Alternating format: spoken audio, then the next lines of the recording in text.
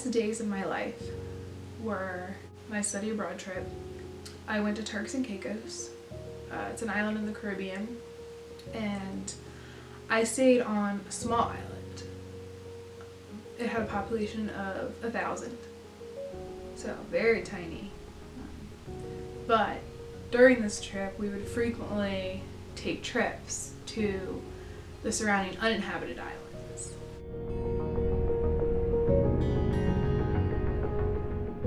Amazing places.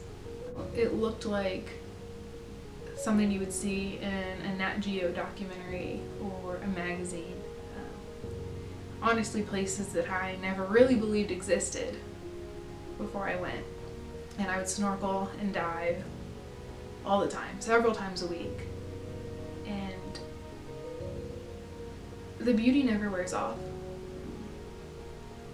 It never does. It is equally amazing every single day. But the more time you spend there, you dive. You see the same rock formation every time you dive. So you start to notice things.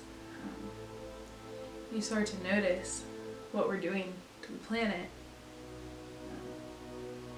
You'd be diving, you're looking at the reef, and you see a coral, and it's white, it's bleached, it's dying. And at the beginning of the semester, the same field of seagrass you saw that was lively and blossoming and green, at the end would be dead. And you know, the line of where the seagrass would grow would be pushed back 10 feet and filled with trash. And I'll never forget the day that I was snorkeling. I saw a glass jar sitting where seagrass used to be. Now only the remnants were there. And I dove down to this jar. There was an octopus in it. And at first, you kind of think, oh cool, it's an octopus living in a jar. But then after a while, you realize there's an octopus living in a jar that we put there. You know, we're adding this litter all over the ocean. And I would film it when I would dive and snorkel, and there would be plastic bags and lobster traps and fishing line and nets and bottles and gas cans, anything you can think of on this uninhabited part of an island, just collected there over time. I remember we found a buoy, looked like maybe for a crab pot, from Bermuda on one of these uninhabited islands, an island that is 1,000 miles away from where we were that day. And it's traveled here to this place by the currents of the ocean.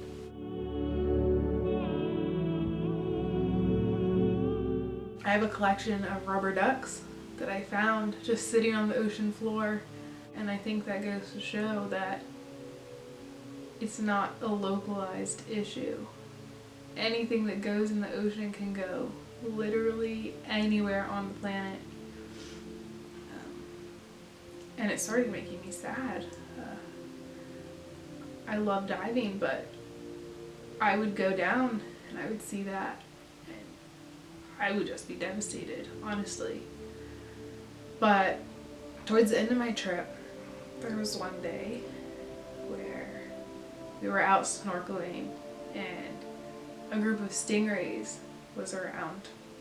The water was probably not even 2 feet deep. I'd say maybe 18 inches deep. And I just laid down in it and turned on my camera and just sat there. And I just sat still. And I had these stingrays come up to me. And I mean, I could have put my hand out and touched them, they were so close. And they were just as curious about me as I was about them. And that moment is when We have to save them. This has to change. This pollution, this trash in the ocean, in these places that no human has ever walked, yet we still touch by what we put in, has got to stop. It's destroying it, it's killing fish, it's killing plants, it's killing the coral, and soon there's going to be nothing left. So, yeah, it needs to stop.